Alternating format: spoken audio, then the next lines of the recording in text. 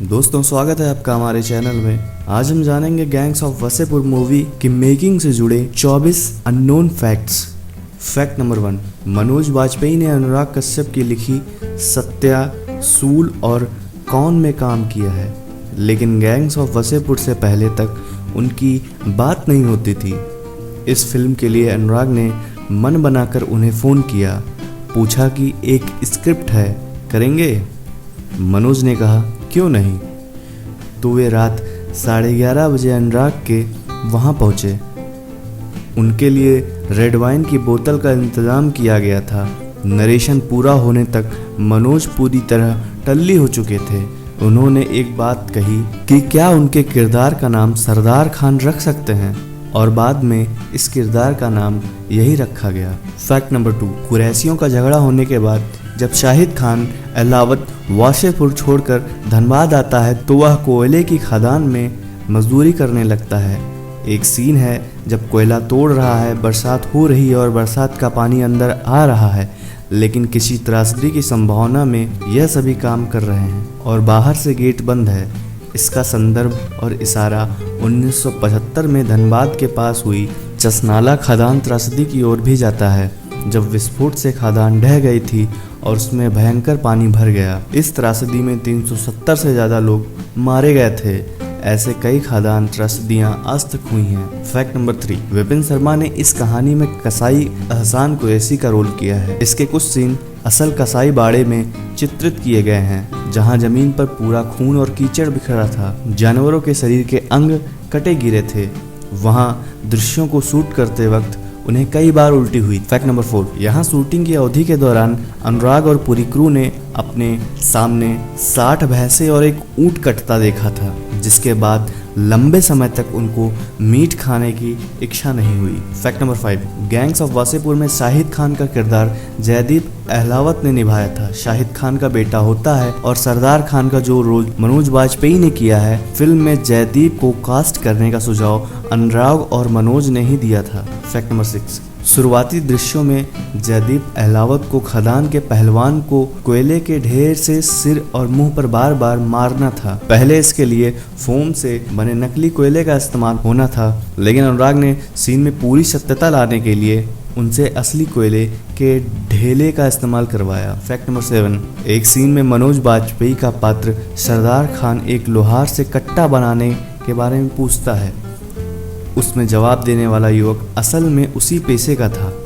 इसे यूं शूट किया गया कि निर्देशक अनुराग कश्यप ने उस लोहार से यूं बातें की, वे उस कट्टा यानी देसी पिस्टल बनाने की विधि पूछते हैं। वो बताता है और बाद में इसी फुटेज को फिल्म में बरत लिया गया। मनोज का सवाल बाद में वीडियो में जोड़ा गया। फैक्ट नंबर 8, फिल्म में फैजल, नवाजुद्दीन सिद्दीकी और मोहसिना हुमा कुरैशी के पात्र जब पहली बार डेट पर गार्डन में जाते हैं तो बातें करते हुए फैजल मोहसिना के हाथ पर हाथ रख देता है। इस पर वो कहती है ये कोई अच्छी बात नहीं है, पहले परमिशन लेनी चाहिए ना। ऐसी बातें सुनकर फैजल रोने लगता है। ये वाकया असल में नवाज के साथ हुआ था। वे जब दिल्ली में अभिनय की बारीकियां सीख रहे थे तब अपने दोस्तों की देखा देखी वे भी एक लड़की के साथ घूमने पार्क गए थे। बाद में उस लड़की ने कहा कि वो बोर हो गई है। नवाज को लगा कि उन्होंने कुछ किया ही नहीं, इसलिए वो बोर हो गई है, तो उन्होंने हाथ पर हाथ रख दिया। तो वो नाराज़ हो गई और बोली ये गैर कानूनी है, आप ऐसे कैसे किसी को छू सकते हैं, आपको पहले परमिशन लेनी चाहिए। वो बोलती गई और नवाज डर गए कि कहीं पिटाई ना हो जाए। वे रोने लगे और वहाँ से जाने लगे।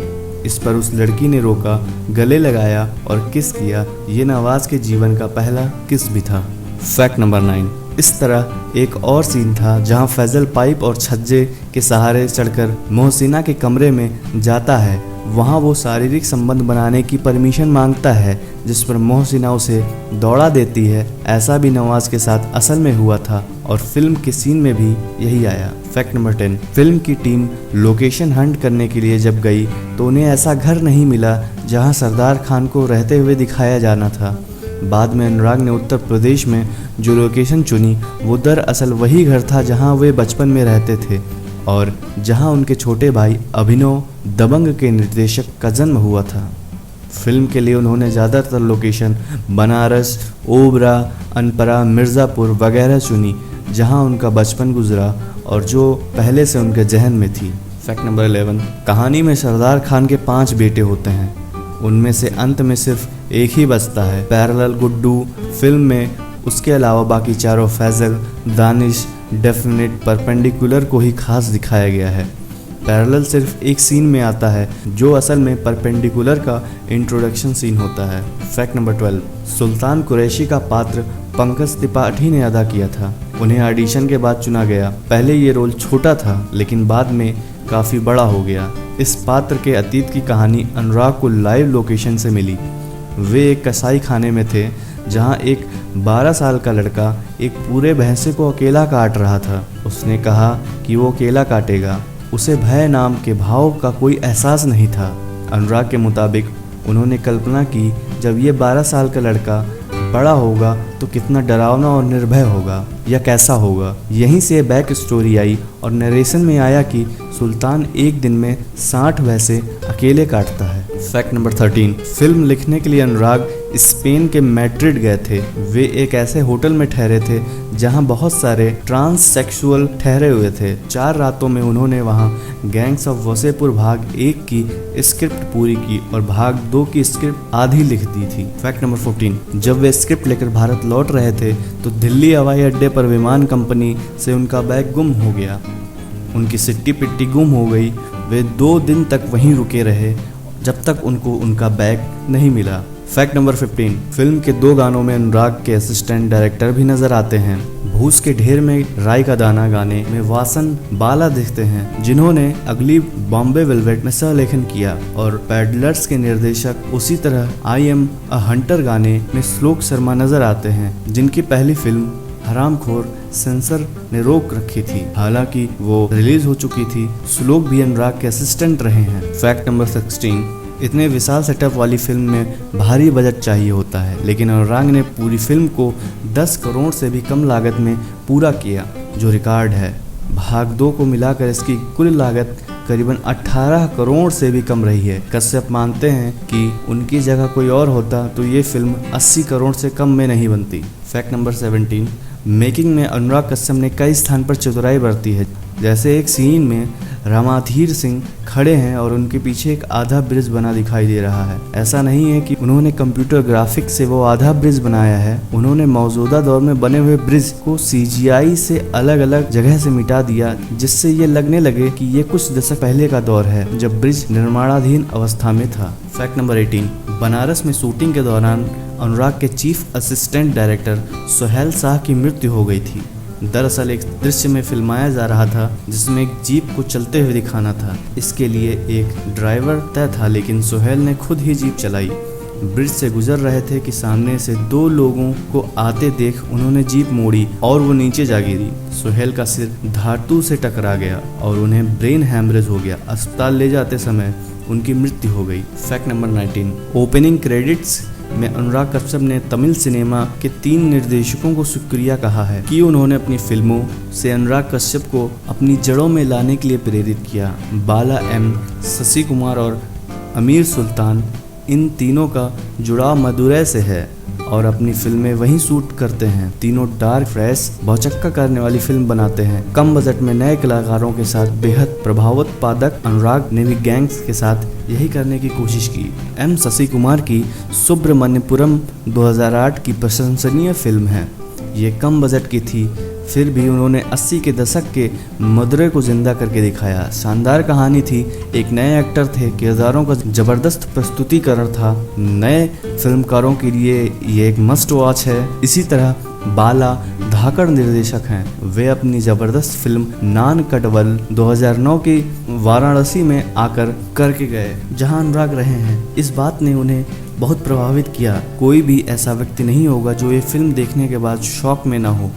बाला पूरी तरह कॉमर्शियल सेटअप के बाहर और अपनी ही कड़ी शर्तों पर काम करते हैं। जिस राह पर अनुराग ने फिल्म से चल रहे दक्षिण के हीरो हीरोइन उनके साथ काम करने को तड़पते हैं। तीसरे निर्देशक अमीर सुल्तान की फिल्म वारुथी वीरन उनका सबसे जबरदस्त काम है। ये भी मदुरई में बनाई गई। इसमें 60 नए एक्टर्स ने डेब्यू किया। इसे 2 नेशनल अवार्ड मिले। फैक्ट नंबर 20, फिल्म में पीयूष मिश्रा नासिर का रोल निभाते हैं और तिग्मांशु धूलिया रामाधीर सिंह का। बताया जाता है कि अनुराग ने इन दोनों को ये रोल ऑफर किए थे और उन्हीं पर छोड़ा था कि वो कौन सा किरदार करना चाहते हैं। फैक्ट नंबर 21, कहानी में एक जगह सरदार खान का मुकाबला करना रामाधीर सिंह के लिए मुश्किल हो जाता है, तो मंदिर में एक आदमी रामाधीर से मिलता है और कहता है मुसलमानों से लड़ना है तो मुसलमानों को जोड़ लो साथ में। इसके बाद रामाधीर सुल्तान कुरैशी पंकज त्रिपाठी को अपने साथ मिलाता है। इस आदमी की शक्ल में भारत के पूर्व प्रधानमंत्री चंद्रशेखर से मिलती जुलती है। असल में ये पात्र चंद्रशेखर पर ही आधारित बताया जाता है। दरअसल रामाधीर का पात्र धनबाद जिले के झरिया के विधायक रहे सूरज देव सिंह के पात्र पर आधारित है। इन सूरज देव को राजनीति में गाइड करने वाले चंद्रशेखर ही थे। फिल्म में यहाँ यूं दोनों का रिश्ता दिखाया जाता है। Fact number 22, gangs of Wasseypur 2 के अंत में फैजल खान मारा जाता है, लेकिन जिस फहीम खान पर नवाज का ये रोल आधारित था वो आज भी जिंदा है और धनबाद की जेल में बंद है। फैक्ट नंबर 23, एक सीन है जहां सरदार खान मुर्गी लेकर जा रहे नेता के पहलवान को गली में बर्फ तोड़ने वाले नुकीले चाकुओं से मारना होता है। अनुराग और एक्शन डायरेक्टर श्याम कौशल ने इसे ज़्यादा हिंसक दिखाने के लिए अलग तरीके से फिल्माया। इसमें सरदार खान वो सुआ पहले बदन में घुसता है और उछल कर दूर हो जाता है। वो बार बार ऐसा करता रहता है जिससे ताकतवर पहलवान की ताकत घट जाती है। चूँकि शॉट लाइव है और इसमें VFX का मामूली इस्तेमाल भी नहीं है तो इसका असर दिखने में बहुत प्रभावी आता है। इस शॉट में एक समस्या ये भी थी कि पहलवान के शरीर में खून कैसे लगाया जाए, तो उसकी स्वेटर के नीचे कुछ खून के छोटे छोटे गुब्बारे लगाए गए, लेकिन उन्हें फोड़ने की समस्या थी। ऐसे में पहलवान को ऐसी अंगूठी पहनाई गई जिसमें पिन लगी थी और पहलवान सुआ घोंपे जाने के बाद उंगली से उस जगह छूते हुए गुब्बारा दबा देता और गुब्बारा फूट जाता जिससे खून निकलता। फैक्ट नंबर 24, जब भाग 2 में फैजल खान के घर पर हमला होता है तो वो छत के रास्ते से होते हुए निकलता है। इस सीन को फिल्माने में 8 बार की कोशिशें जाया गई थीं। इसमें नवाजुद्दीन को वायर बांधे गए थे जिस वजह से उन्हें एक छत से दूसरी छत पर कूदने और फिर काफ़ी नीचे तक उतरने में दिक्कत होती थी। फिर नवाज ने कहा कि वे इस शॉट को बिना वायर के कर सकते हैं। 9वीं कोशिश में उन्होंने बिना किसी वायर के ये शॉट किया और एक ही टेक में शॉट ओके हो गया। तो दोस्तों, आपको हमारी वीडियो कैसी लगी? अगर हमारी वीडियो आपको पसंद आई हो तो लाइक का बटन ज़रूर दबाएँ और हमारे इस वीडियो को अपने फ्रेंड्स के साथ ज़रूर से शेयर करें। और अगर आपने हमारे चैनल को सब्सक्राइब नहीं किया तो चैनल को ज़रूर से सब्सक्राइब कर लें, क्योंकि हम ऐसे ही अमेजिंग मूवीज़ फैक्ट्स आपके लिए लाते रहेंगे। तब तक के लिए थैंक यू।